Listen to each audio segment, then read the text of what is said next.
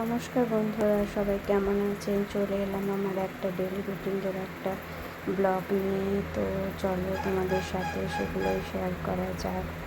তো দেখো, গ্যাসে এদিকে ভাত হচ্ছে আর এদিকে মশলাটা কষা হচ্ছে। এঁচোড় আলুর তরকারি করব, তার জন্য এঁচোড় আলুর তরকারিতে একটু ভালো করে মশলা দিয়ে মানে রিচ একটু না করলে ভালো লাগে না। তো চলো মশলাটা ভালো করে কষে নিই। মশলাটা কষা হয়ে গেলে তখন এঁচোড়গুলো দিয়ে দেবো। তো এদিকে দেখো, এখানে মেয়ের খিচুড়ি বানাবো বলে, এটা তোমার বিকেলে মুড়ির সাথে খাবো বলে একটু কলাই ছক্কা করার জন্য রেখেছি। এদিকে কুমড়ো কাটা আছে, মেয়ে খিচুড়িতে দেবো। একটু গাজর কুচোনো আছে, খিচুড়িতে দেবো বলে। আর এদিকে এঁচোড় আলুটা ভেজে রেখেছি। আর এখানে এটা দেখতে পাচ্ছ যে ব্যাটারটা, এটা হচ্ছে সুজি, সব রকমের সবজি একটু একটু দিয়ে তোমার একটু পিঠের মতো বানাবো। 10টায় আমার মেয়ে খাবে। আমার মেয়ে আবার বেশি ভাত টাত খেতে পছন্দ করে না, বড় মেয়ে, তো তার জন্য বানাবো। তো এদিকে ভাতটাও হতে থাক, আর এদিকে এঁচোড়ের মশলাটা সুন্দর করে কষিয়ে নেওয়া হয়ে গেছে। তো এঁচোড়গুলো দিয়ে দিলাম। তো দিয়ে একটু নাড়াচাড়া করি। কিছুক্ষণ নাড়াচাড়া করলে মশলাটা এঁচোড়ের ভিতর সুন্দরভাবে ঢুকে যাবে, তো খেতেও ভালো লাগবে। তো আমার ভিডিও যদি বন্ধুরা তোমাদের কাছে ভালো লাগে তাহলে অবশ্যই লাইক, শেয়ার, সাবস্ক্রাইব করে দিও। আর যদি কোনো কিছু ভুল হয় তাহলে অবশ্যই ক্ষমা করে দিও। আমি আমার মতো করে চেষ্টা করে ভিডিও বানাই গাইজ। যদি ভালো লাগে তাহলে অবশ্যই একটা লাইক করে দিও গাইজ। তো যাই হোক, এদিকে এঁচোড়ের মশলাটা মোটামুটি কষানো হয়ে গেছে। আর বাদ থেকে একটু নাড়াচাড়া করে নেব। তারপরে প্রেশার কুকারে ঢাকনাটা দিয়ে একটু চাপা দেবো, তারপরে সিটিটা মারব। তো ভাত তো অলমোস্ট হয়েই গেছে। ভাতটা হয়ে গেলে একটু কষিয়ে নেবো। এদিকে এঁচোড়টা যাতে লেগে না যায় তার জন্য একটু পানি দিয়ে প্রেশারের ঢাকনাটা একটু চাপিয়ে দিই, তারপর সিটি দেবো। তো চলো হোক। এদিকে তোমার ভাতটা হয়ে গেছে। ভাতটা মাছ ছড়াতে দিয়ে এদিকে তাওয়াটা চাপিয়ে দিলাম একটু পিঠেগুলো বানাবো বলে।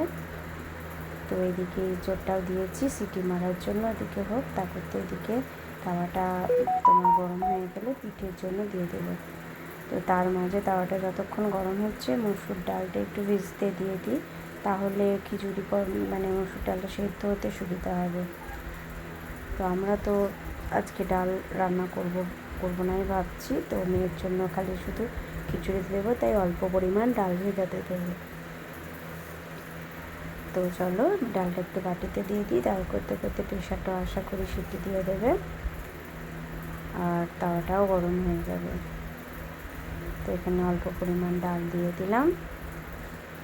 তো চলো, ডালের কৌটোটা একটু রাখা হয়ে গেলে আমরা ওদিকে দেখি গ্যাসের কি সিচুয়েশান।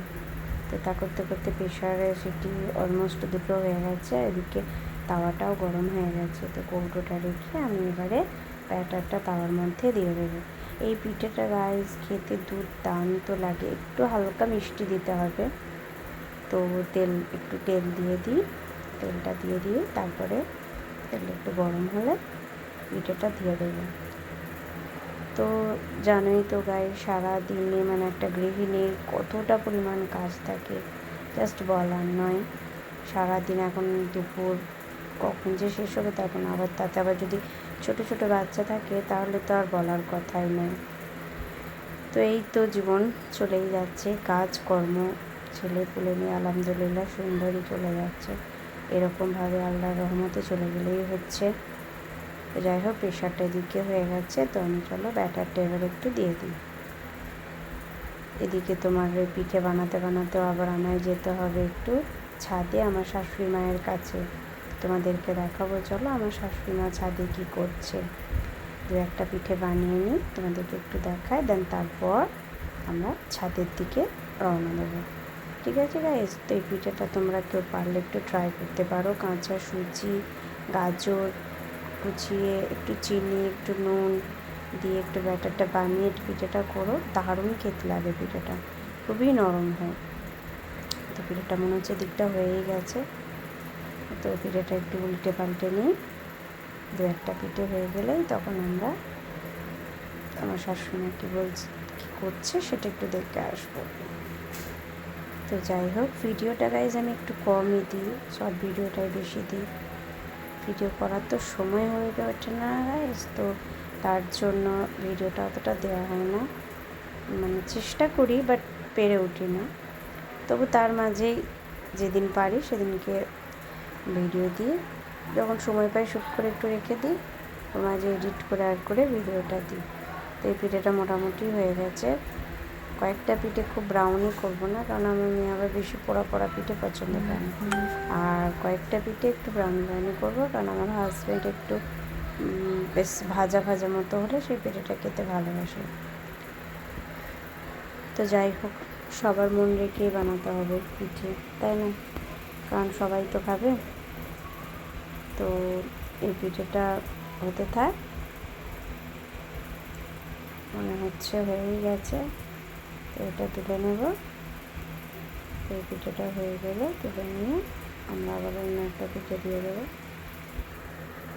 তো ভিডিওটা জানি আজকে গাইজ একটু বড় হয়ে যাবে, আমি সচরাচর এত বড় ভিডিও দিই না। তো যাই হোক, আজকে একটু বড় হয়ে যাবে। আজকে তোমরা একটু ধৈর্য ধরে দেখো, কি আর বলবো, বড় ভিডিও তো মানুষ ওয়াচ করতে চাই না, তার জন্য আমি অত খুব বেশি লং ভিডিও বানাই না। আজকে পিঠে আনা টানা রান্না বান্না করতে গিয়ে, যেহেতু আমি একটা সারাদিনের মোটামুটি রুটিন দেওয়ার চেষ্টা করেছি, তাই একটু ভিডিওটা বড় হয়ে যাবে। তো চলো, পিঠেটা আমি একদম লো ফ্লেমে দিয়ে এসেছি, দেখি আমার শাশুড়ি মা কী বলছে, একটু শুনে আসি। তো চলো, ছাদে চলে এসেছি। এই দেখো, আমি বলছিলাম না যে আমার শাশুড়ি মা কাজ করছে। এই দেখো, আমাদের জমিতে সর্ষে হয়েছে, তো আমার শাশুড়ি মা সর্ষেগুলো পরিষ্কার করছিল, তেল করতে দেওয়ার জন্য সর্ষেগুলো ভালো করে বাছড়ে পরিষ্কার করছিল।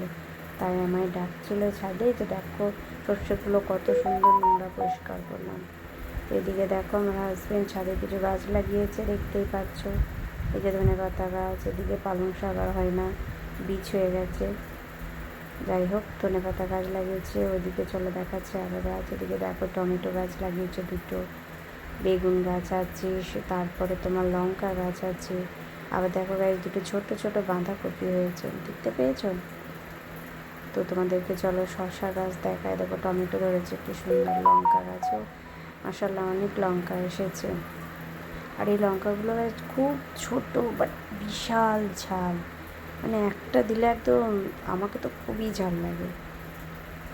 তো ওদিকে কোনটাতে চলো যাই, কোনটার দিকে, ওখানে তোমার শসা গাছ আছে, দেখেছো কত টমেটো হয়েছে। এদিকে দেখো শসা গাছ লাগিয়েছে, এটা বোধহয় কোনো কলাইয়ের গাছ বোধহয়, এটা আমার জানা নেই ঠিক। যাই হোক, চলো এদিকে আমার শাশুড়ি মা বক্তব্য শোনা হলো মোটামুটি। চলো শসা গাছটা একটু দেখে নিই। দেখলে গাছ ওখানে অনেক কুল চোকাতে দিয়েছি কুলের আচার করবো বলে। ওই দেখো, পাড়ার একজনের কত সুন্দর লাউ গাছ হয়েছে ছাদের উপরে। তোমাদেরকে আমার চারিপাশের ভিউটা একটু দেখে নিই, ছাদে যখন উঠেছি, তাই না? ভিউটা একটু দেখে নাও সুন্দর করে। ভালো লাগলো অবশ্যই জানিও ছাদের ভিউটা কেমন লাগলো। গ্রাম্য পরিবেশ মানেই তো সুন্দর, তাই না? সেটা নিয়ে কোনো সন্দেহ নেই। চলো নিচে যাওয়া যাক, নাহলে আবার গ্যাসের ওপর পিঠে চাপিয়ে দিয়েছি, পুড়ে যাবে। তাড়াতাড়ি যাই, যদিও লো ফ্লেমে দেওয়া আছে, আশা করি পুড়বে না, তবু তাড়াতাড়ি যাই, বলা তো আর যায় না। তো রান্নাঘরে চলে এসেছি। তো দেখে নি গাইস, পিঠেটা না চাপ পড়েনি, খুবই লো ফ্লেমে দিয়েছিলাম তো তাই। তো গাইস, আমার ভিডিওটা যদি একটু ভালো লাগে তাহলে অবশ্যই একটু লাইক করে দিও। আজকের জন্য এটুকুই, টাটা।